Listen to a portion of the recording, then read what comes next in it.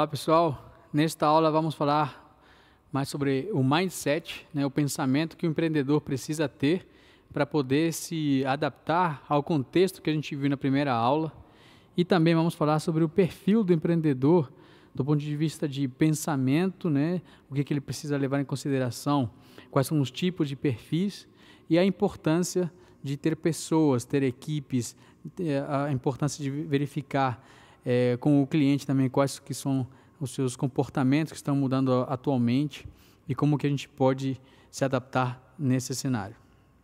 Bom, o perfil do empreendedor, nós temos aqui uma figura bem interessante, né? Nós temos aqui o campo de futebol com a arquibancada lotada, né? Os jogadores já em campo ali, e aí o empreendedor ele precisa escolher se ele quer ficar como torcedor, apenas assistindo, ou ele quer ser o jogador, aquele que vai fazer o gol, aquele que vai participar, aquele que vai ser protagonista desse jogo, né? Então ele precisa escolher entre ficar na arquibancada ou ir a campo, né? Desbravar um novo negócio, novos desafios, encarar isso até chegar a fazer o gol, ganhar o campeonato, enfim.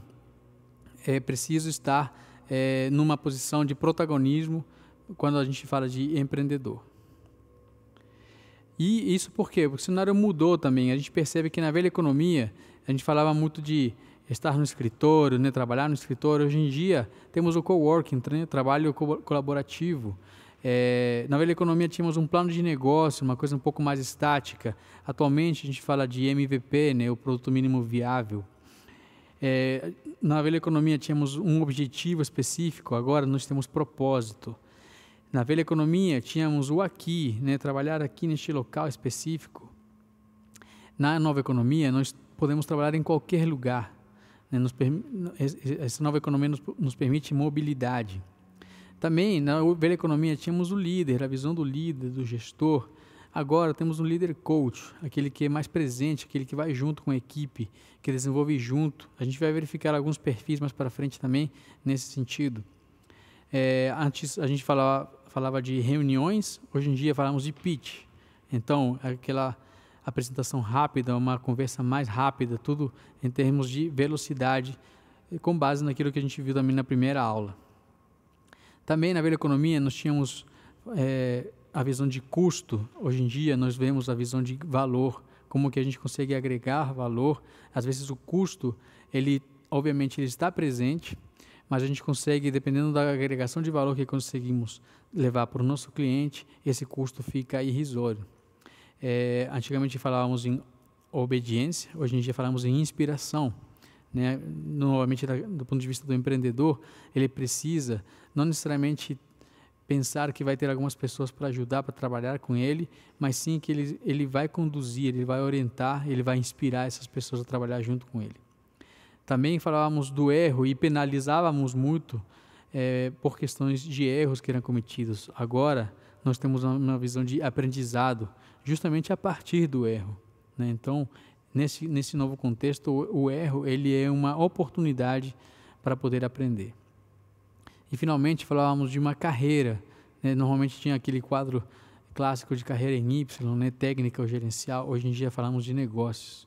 Então, mesmo para aquele que trabalha numa empresa já consolidada, que ele trabalha como um funcionário, para ele também se aplica essa visão aqui de negócios, porque existe o intraempreendedorismo, né, que é um funcionário ter essa visão de empreendedor, essa visão de dono, mas para dentro da empresa. Trazer soluções, ter esse pensamento, esse mindset que a gente vai ver aqui, justamente voltado para dentro da empresa. E também temos esse paradoxo aqui, né?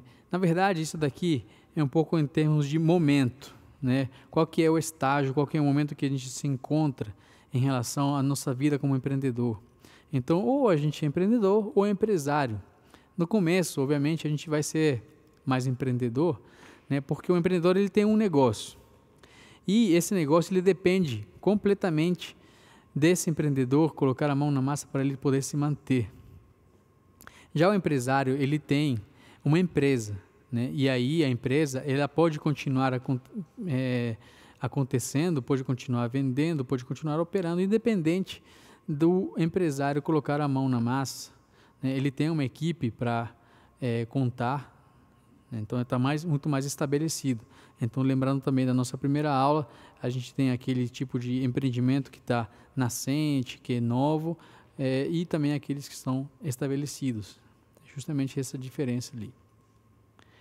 Como empreendedor, pode se preparar, né, para ter esse pensamento, esse mindset. O que ele pode levar em consideração no momento inicial em que ele está começando a criar um novo negócio, né? Ele precisa primeiro testar e errar, né? Então, ter consciência de que o teste e o erro é algo normal, mas ele precisa, com isso, aprender, né? Para logo em seguida, aí sim, acertar. Vai ter um momento que entre um teste e outro, vai acontecer a disrupção, vai acontecer, a ideia vai ser amadurecida e com isso vai conseguir acertar realmente naquilo que vai agregar valor para o cliente, aquilo que vai trazer uma solução, uma resposta para as necessidades do cliente.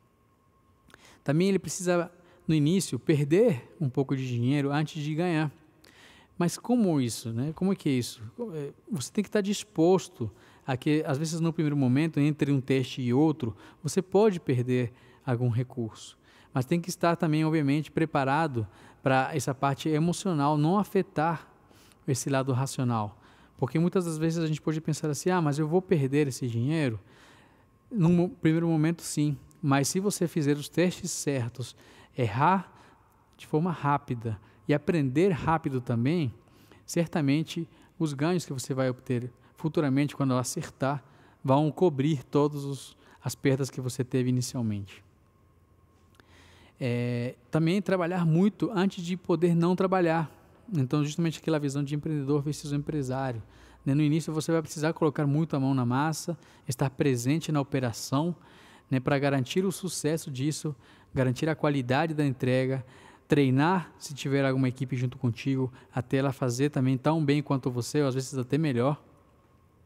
E aí sim, a partir desse momento, passar para o seguinte nível, que é não precisar fazer mais daquilo e passar para uma nova curva de aprendizado.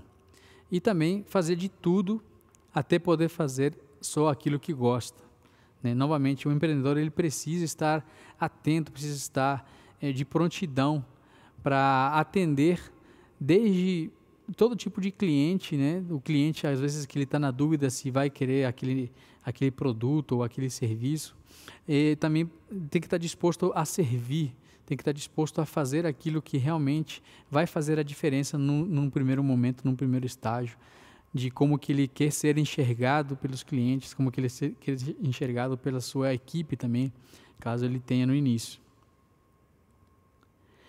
Essa mentalidade do empreendedor foi também levantada numa pesquisa do GEM, né, do Global Entrepreneurship Monitor, aqui no Brasil, e a gente pode destacar aqui duas afirmativas interessantes relativas à mentalidade, né?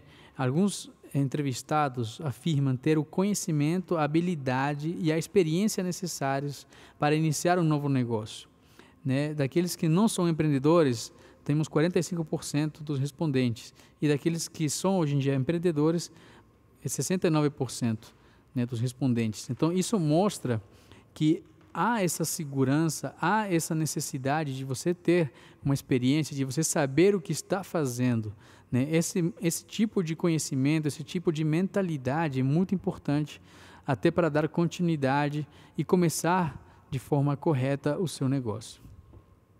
E também o outro ponto que fica de destaque é que alguns respondentes afirmam que o medo de fracassar não impediria que começassem um novo negócio, né? Então, entre aqueles que não são empreendedores, tem 50,9%, e dos que já são empreendedores, 64,2%.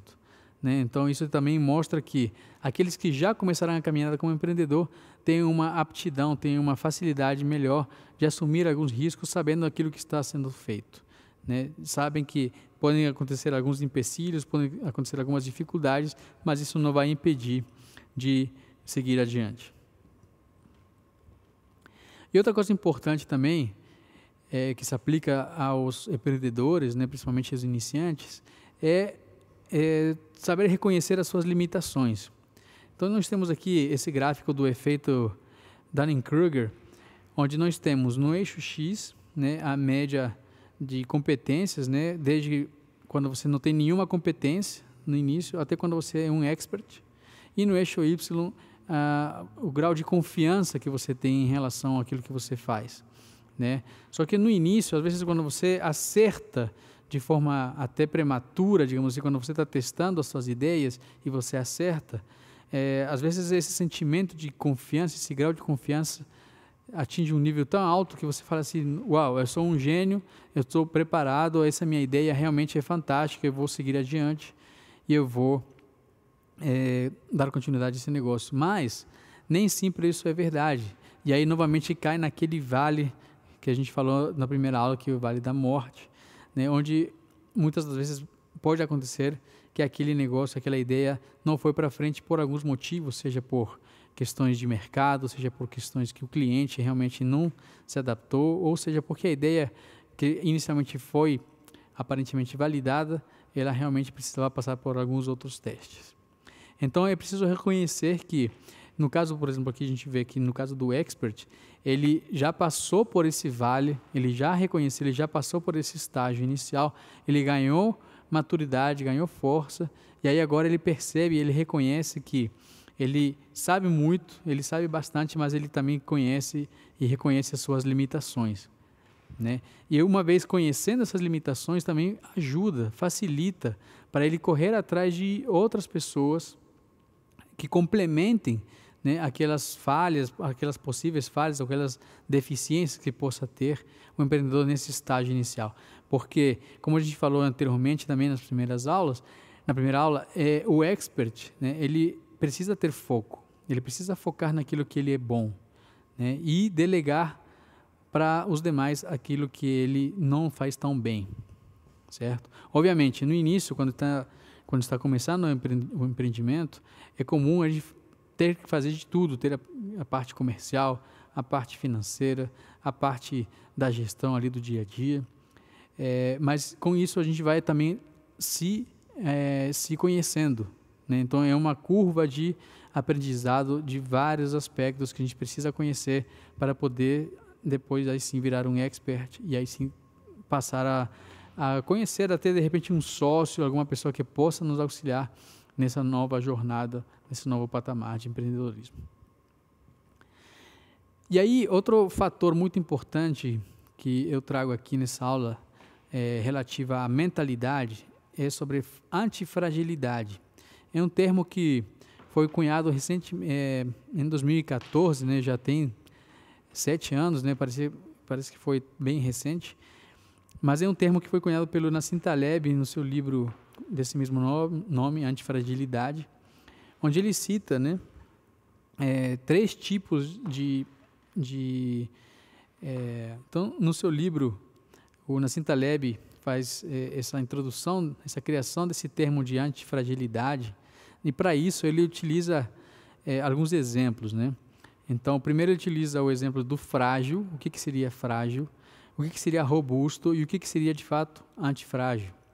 E aí, então, para isso, ele coloca, por exemplo, no caso, para dar aqui um exemplo, no caso do frágil, temos uma taça de vidro, onde ela quebra com o choque, né? Ela não resiste a um choque, ela não resiste a uma situação de estresse. Então, ela facilmente se quebra, certo? O robusto é o intermediário ali entre frágil e antifrágil, que muitas das vezes a gente chama até de resiliente, né? Uma palavra muito comum também, mas ele é aquele que resiste ao choque, mas ele volta da mesma forma como era antes. E aí coloca como exemplo a ave fênix, né, que quando ela se via numa situação desfavorável, ela voltava, se transformava em um ovo novamente e quando renascia, nascia exatamente igual como era antes, como antes de se tornar ovo, né? Então, dessa forma, ela passou a ser robusta, ela consegue se regenerar, porém, ela volta ao ser o que era antes. Então, ela resistiu ao choque, mas não houve nenhuma grande transformação. E aquilo que seria antifrágil é aquilo que se beneficia com o choque, ou seja, há algum momento de estresse, há algum momento de dificuldades, e esses momentos, eles favorecem, fazem com que aquela pessoa, aquele empreendedor ou aquela empresa, ela se torne ainda mais forte.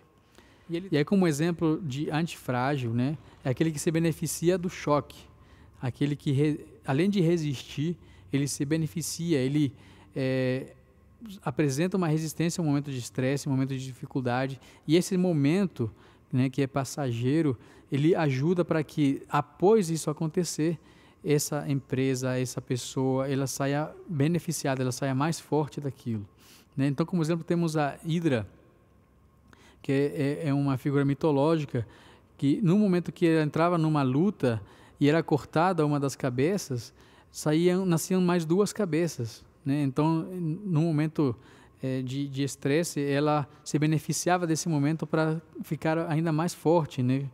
Nasciam mais e mais cabeças, e aí para poder derrotar tiveram que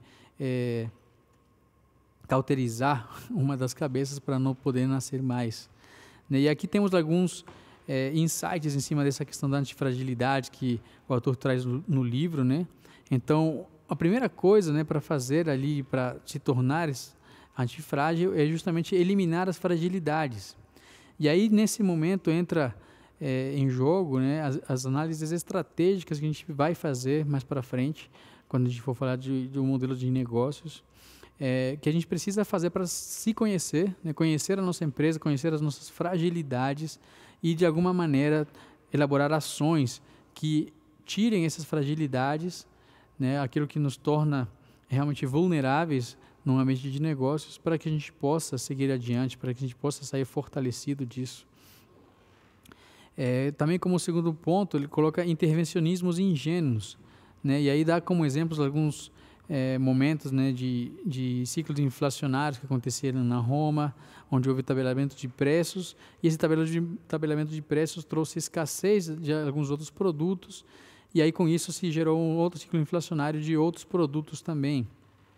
E houve congelamento de preços de alimentos, dos aluguéis em alguns outros países, ou então estímulos de crédito, ou até excessos também de algumas situações que a gente pôde perceber algum tempo atrás, quando houve os extremos, na verdade, ali, né? Quando teve um excesso de consumo de açúcar, por exemplo, e aí veio à tona a obesidade. Depois falaram que o açúcar faz muito mal.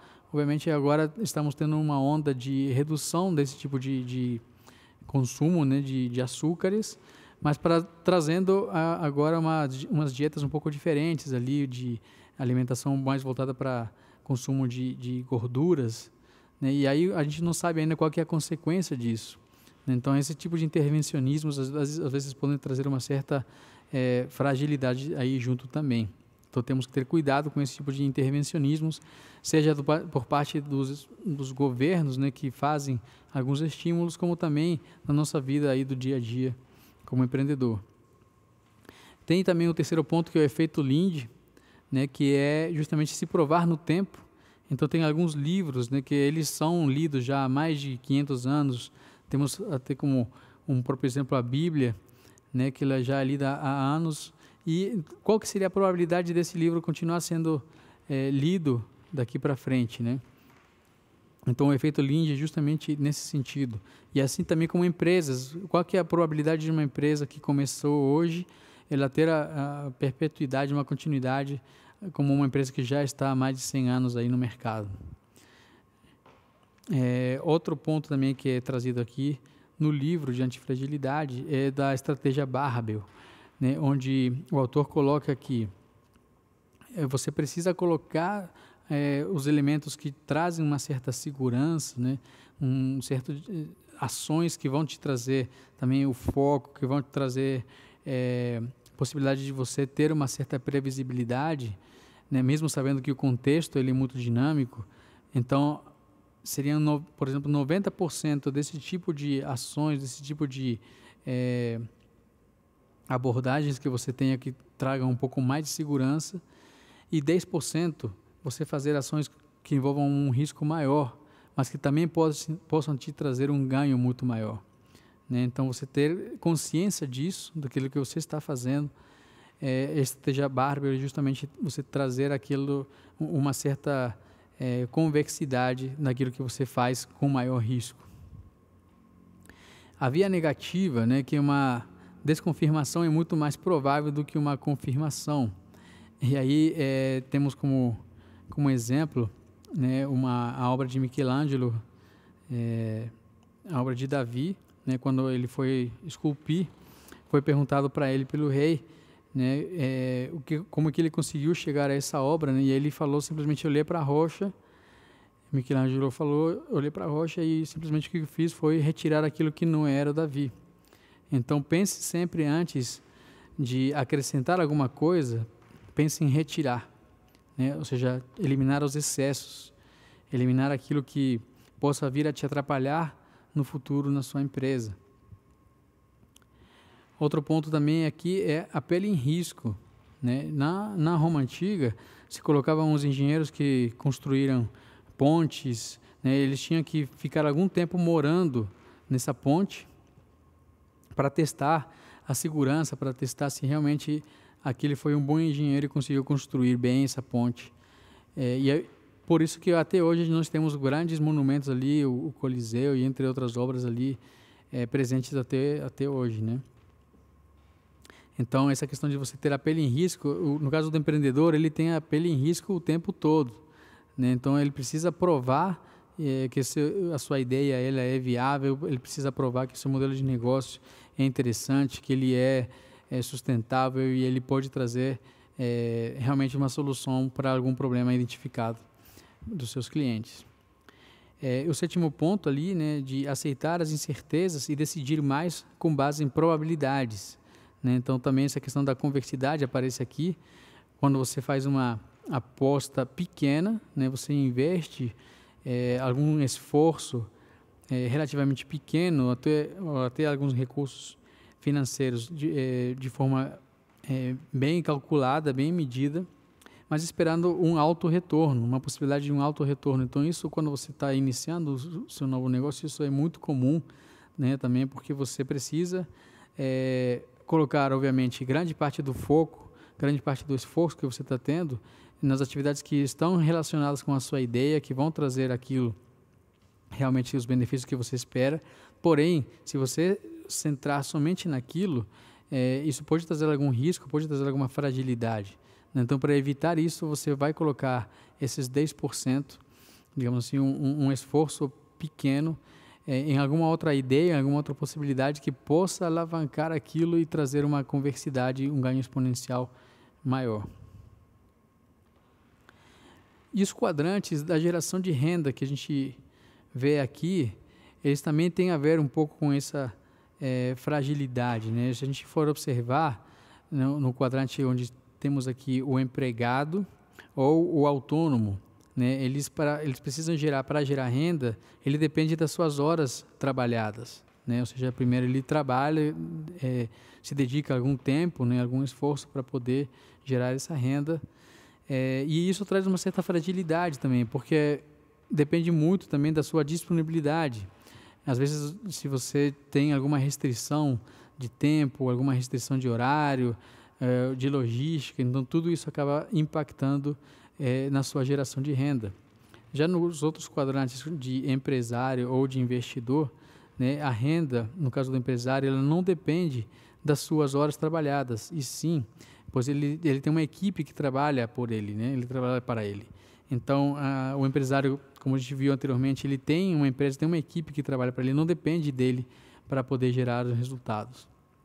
E no caso do investidor, ele usufrui, né, dos dividendos, do dinheiro que advém dos investimentos que ele faz, né? Então também essa renda não depende das horas trabalhadas dele, e sim dos investimentos que ele faz de forma correta, a fim de ter essa renda com os dividendos. Então aqui é importante a gente verificar em que quadrante que a gente está hoje e em qual quadrante que a gente poderia vir a estar, né? Seja como empresário, como empreendedor. Obviamente isso daí um não elimina o outro, né? A gente pode estar em alguns momentos em quadrantes simultaneamente, porém, como a gente viu, Em alguns casos deles, eles são concorrentes, né, por conta justamente do tempo. A gente é um só e a gente precisa ter esse foco e se dedicar um pouco mais a alguns desses quadrantes. Algumas lições que a gente aprende aqui do livro Pai Rico, Pai Pobre, né, para quem ainda não leu, é um livro bem interessante também que nos ensina algumas coisas sobre empreendedorismo. Então, primeiro, aprenda a escutar, né? Para quem está empreendendo inicialmente, né, escutar os outros, aprender com os erros dos outros é muito mais sábio, muito mais inteligente do que aprender com os próprios erros, né, e pode até levar mais tempo para conseguir obter os resultados esperados.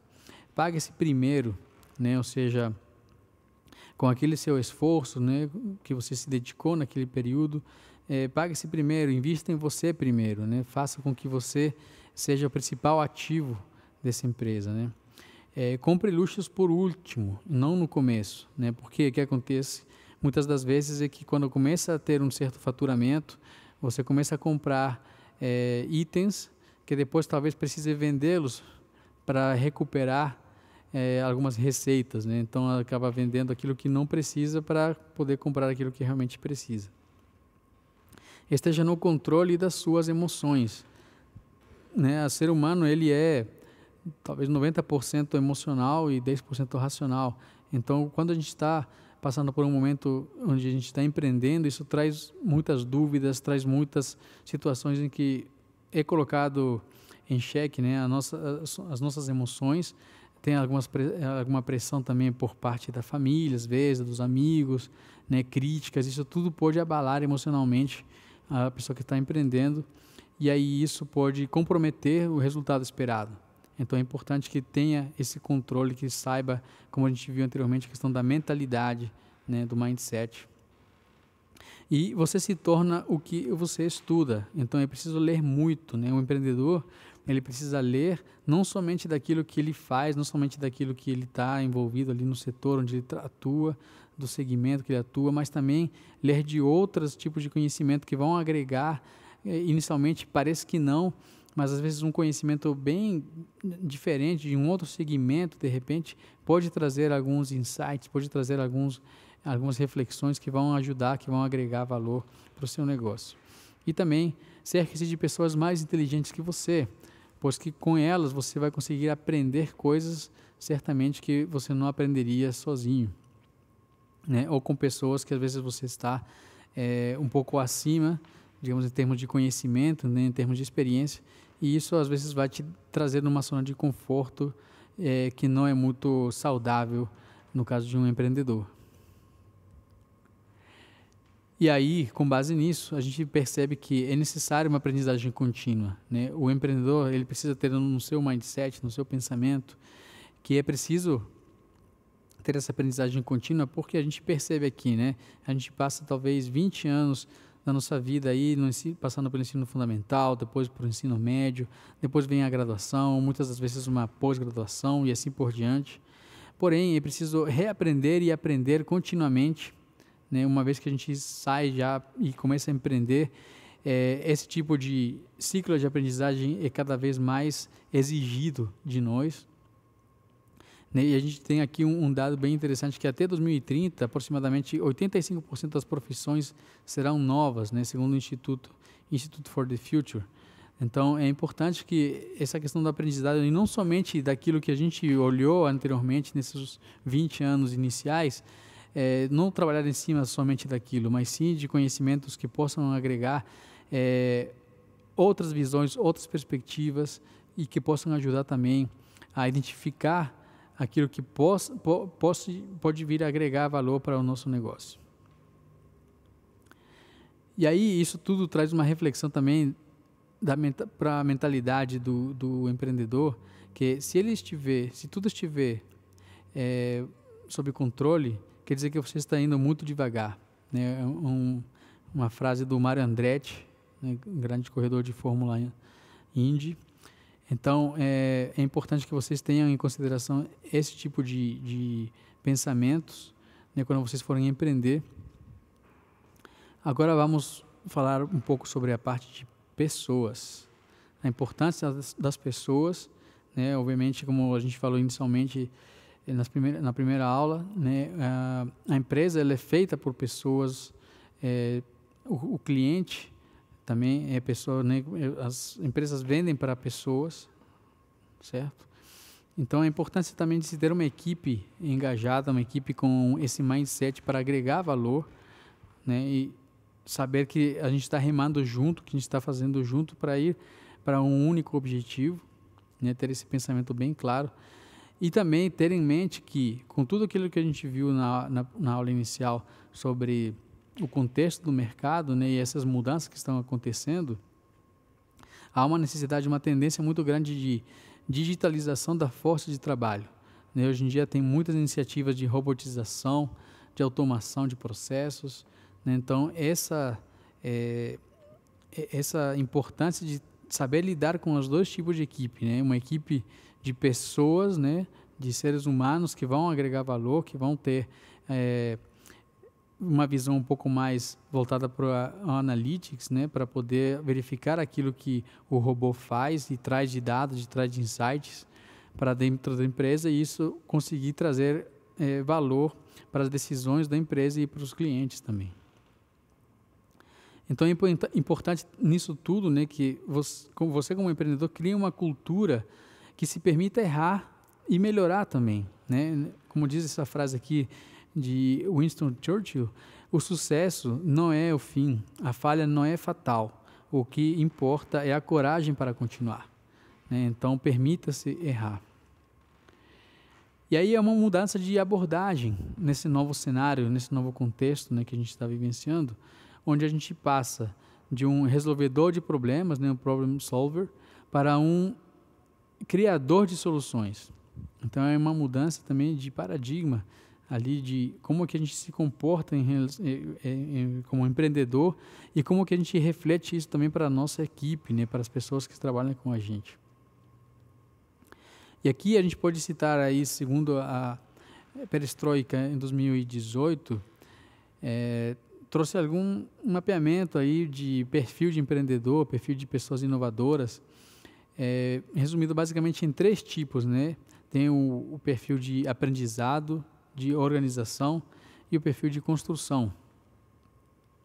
Então, o perfil de aprendizado, ele foi, né, subdividido em 3 subtipos, né? Tem o antropólogo, aquele que tem uma mente aberta, tem curiosidade de conhecer coisas novas, ele é aquele não usual, né? E está sempre descobrindo alguma coisa nova, mesmo que às vezes pareça que já era conhecida, mas ele consegue dar uma nova cara, dar uma nova veste para aquilo que foi descoberto. O experimentador, ele já é focado no trabalho, ele é um workaholic, ele procura sempre inspirar as pessoas, né? Então é muito aquela questão da inspiração e transpiração, então vamos fazer juntos. Ele constrói com velocidade, numa velocidade muito rápida para poder realmente fazer esses experimentos, fazer os testes necessários, né? E ele é aberto, ele está sempre aberto a testar, a errar e aprender de forma rápida. Então é muito em linha com aquilo que a gente vem falando aí sobre mentalidade. O polinizador, ele gosta de correlacionar bem as ideias, né, as ideias diversas, gosta de compartilhar o conhecimento, né, disseminar esse conhecimento para que as equipes possam ter essa autonomia também de desenvolver novas soluções. E ele é um formato em T de conhecimento. Então, tudo aquilo que eu tinha falado agora há pouco, né, de você ter uma bagagem de conhecimento, né, dos primeiros 20 anos de vida ali, normalmente, até chegar à graduação, onde você tem uma profissão muito específica, né?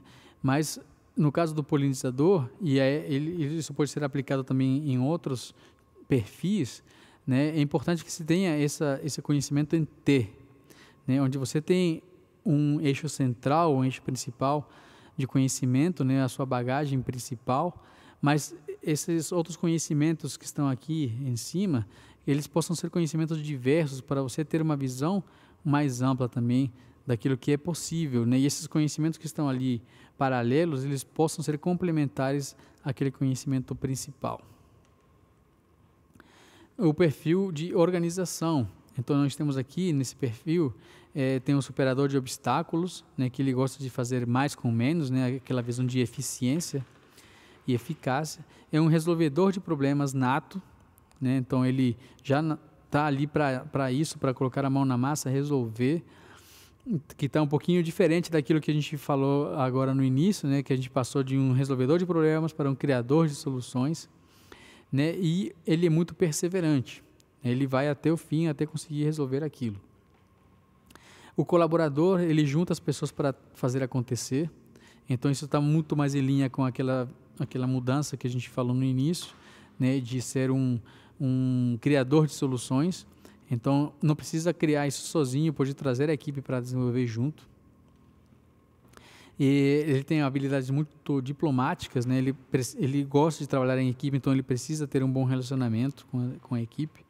E ele tem uma capacidade muito grande de dissolver barreiras, né? Às vezes, quando está numa organização já estabelecida, onde tem algumas áreas muito específicas, às vezes um pouco fechadas até, ele consegue trazer essas pessoas para dentro e conseguir resolver, trazer a solução. E o perfil dentro de organização é o diretor, né? O papel do diretor, que ele tem uma alocação de recursos muito eficiente, então ele sabe escolher muito bem quais que são as pessoas que vão conseguir agregar mais valor naquele projeto ou naquela iniciativa. Ele percebe que 90% é casting, né? Ou seja, a seleção do elenco ali que vai fazer parte daquela solução. E outros ganham os holofotes, né? Então, o diretor é aquele que está ali só dirigindo, né? Dirigindo ali a peça, dirigindo toda a cena, e ele coloca as outras pessoas para terem os holofotes, né?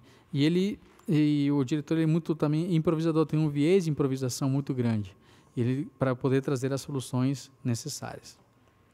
Também tem o perfil de construção, que ele está subdividido em 4 tipos, né? O arquiteto da experiência, que ele cria uma experiência memorável, né, para seus clientes. Ele está muito preocupado com essa experiência e hoje em dia isso aí é muito importante, ter essa experiência do cliente, né? A gente fala muito isso, a gente vai falar com mais profundidade nas próximas aulas. Ele vai muito além do comum, então ele procura saber aquilo que já é feito hoje, qual que é a solução que já é trazida hoje para o cliente e como que pode fazer mais, né? O mestre de cena, que ele é focado em criar conexões entre colaboradores e um ambiente externo, né? Então, como que ele faz uma leitura do ambiente interno primeiro, traz os colaboradores junto para poder ter alguns insights e aí, além disso, ele traz insights de fora do seu ambiente. O cuidador é aquele mais paciente, mais diplomático, ele consegue explicar muito bem, ele sabe bem o que ele quer, o que ele precisa, e ele tenta também tranquilizar a equipe, né? Ajuda a resolver as preocupações que a equipe tem de forma muito precisa. E, por último, o contador de histórias, né? Que ele tem uma liderança nata, ele consegue envolver as pessoas com as suas histórias, ele consegue fazer conexões com a sua equipe de forma muito assertiva também, e tem uma capacidade para explicar ideias de forma singular, né? Então, esse tipo de perfis, né, e de categorias, digamos assim, que a gente viu aqui, não quer dizer que é uma excludente da outra, tá? A gente pode trabalhar com esse mapeamento aí desses perfis e fazer uma combinação, verificar qual que você se adequa mais, qual que faz mais parte aí do seu perfil atual. E também, nessa jornada, né, como empreendedor, no início você pode ter um tipo de perfil e à medida que você vai ganhando experiência e maturidade, pode vir a se transformar também com outros perfis. Esse perfil do empreendedor também foi mapeado aqui pela Endeavor, né, em 2016, onde tem assim, uma pesquisa que foi feita com empresas divididas em alguns tipos, né? Então, uma empresa tem os dados gerais, tem empresas de alta performance, de alto impacto e empresas de tecnologia de informação também. Então, foi perguntado assim, qual é o maior objetivo para o futuro da sua empresa, em percentuais. Então, nós temos aqui que aquelas empresas de alto impacto, né, a grande maioria respondeu que ser a melhor e a maior empresa do setor. Então, isso daí é muito interessante, né, como que essas empresas de impacto têm esse interesse, né, em ser a maior e a melhor do setor, né? Já quando se refere a garantir uma renda própria ao longo dos anos, as empresas de alto impacto nem sequer aparecem no gráfico, né? Por outro lado, aquelas que têm já como visão geral, seria 46%, e as de alta performance, 35%, muito próximo daquelas de tecnologia da informação. E, por outro lado, ser vendida por um bom preço no futuro, né? Esse seria uma outra possibilidade, um outro objetivo, onde as empresas de alto impacto estão ali também puxando a média ali para cima com 16%, mas também não muito longe, as outras empresas estão ali muito próximas ali, entre essa categoria ali. O que mostra também é que é interessante que nem todos os respondentes ali da pesquisa estão interessados em vender o seu negócio, né? A maioria querem fazer a diferença, querem realmente colocar essa ideia para ser validada, querem que os seus clientes se encantem com essa solução e trazer realmente um impacto para o mercado. Ainda nessa pesquisa, né, também quais são os principais aspectos que podem impactar no empreendedor, né? Então foi perguntado, por exemplo, se você tem medo de fechar o seu negócio ou dele não dar certo. E olha, as empresas de alto impacto são as que tiveram um percentual menor ali em relação a esse medo de fechar o seu negócio. E já por outro lado, as empresas de alta performance, de tecnologia de informação, elas já tiveram quase que empatadas ali com esse medo de fechamento. E já com relação a se a sua família e amigos próximos geralmente desmotivam a continuar com esse empreendimento, os empreendedores que têm empresas de alto impacto praticamente não têm essa barreira, né, esse empecilho. E aí já aquelas de alta performance e de tecnologia já estão praticamente também empatadas com 13% e 14% respectivamente, então tendo isso como sendo um possível empecilho aí para eles continuarem.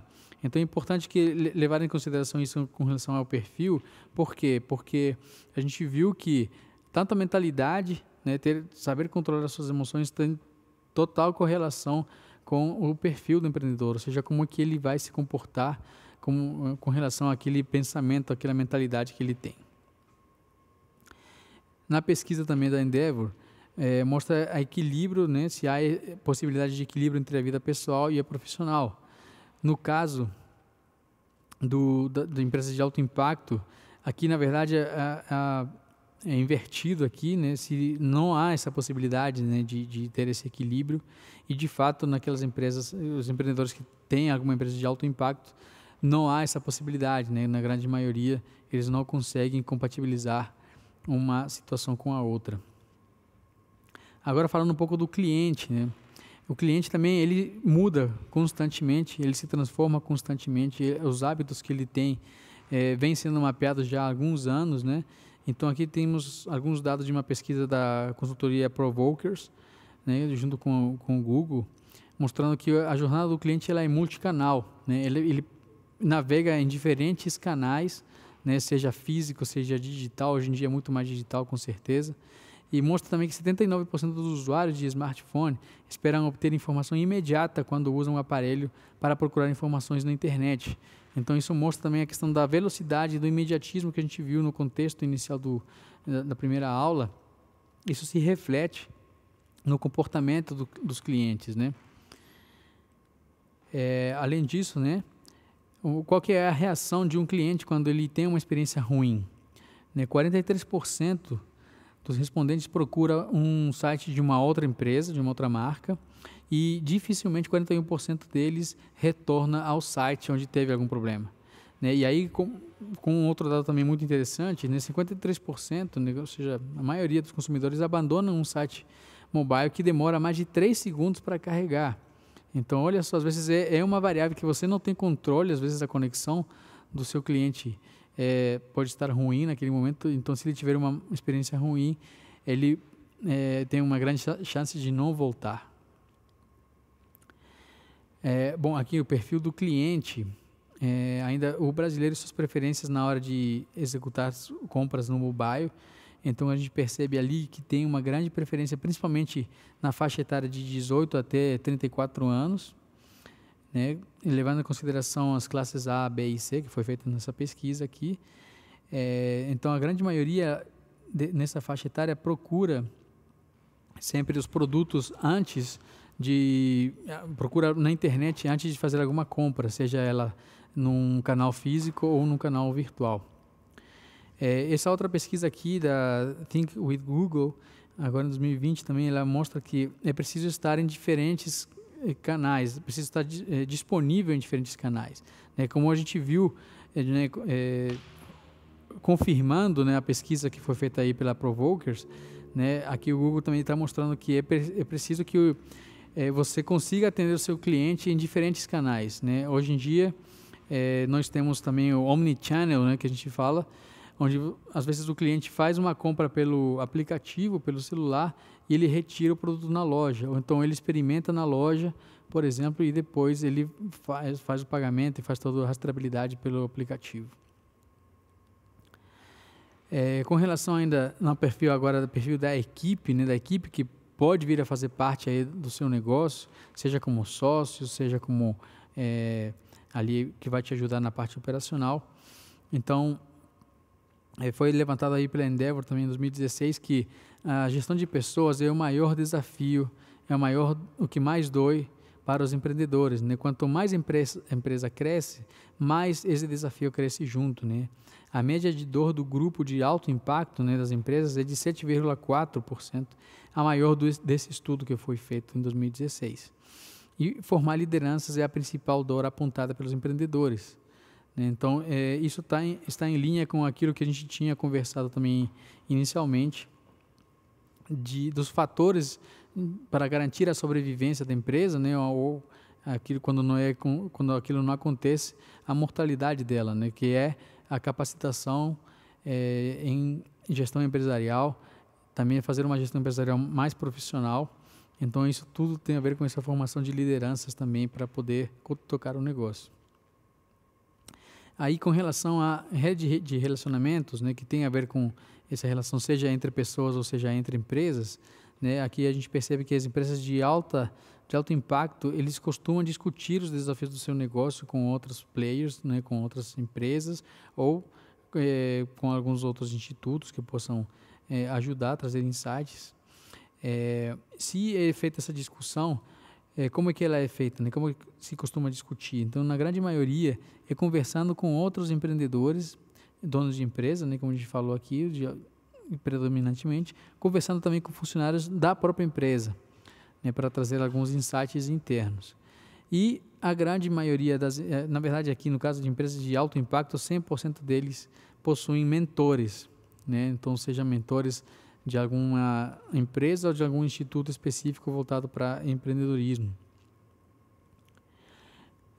Ainda na rede de relacionamentos, né, a Startse, ela traz um dado muito interessante que existem diferentes tipos de organização e atuação em rede, né? Então, tem aquele tipo que ela procura se defender ou atacar, ou então ser diferente, né, colaborar, trabalhar em rede, né? Quando você tem um comportamento mais defensivo, né, ou de ataque, acaba que fica um pouco mais isolado, né? Então, aí a grande parte das empresas que trabalham nesse sentido, às vezes com medo de ficar vulnerável, né, acaba que traz, na verdade, outros riscos junto com isso e até algumas fragilidades também.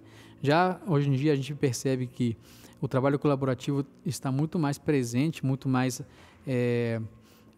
facilitando ali a vida das empresas, né? A gente percebe que tem grandes escritórios onde atuam empresas de diferentes segmentos, se ajudando uma na outra, e às vezes até são concorrentes em alguns produtos, em alguns segmentos, mas em outros trabalham juntas, trabalham em rede. Então, finalmente, né, entenda o seu cliente, né, pois as pessoas, elas não sabem o que elas querem até que você mostre para elas. Isso foi uma frase do Steve Jobs, justamente que um grande entendedor dos seus clientes. E é isso nessa aula, então obrigado e até a próxima, pessoal.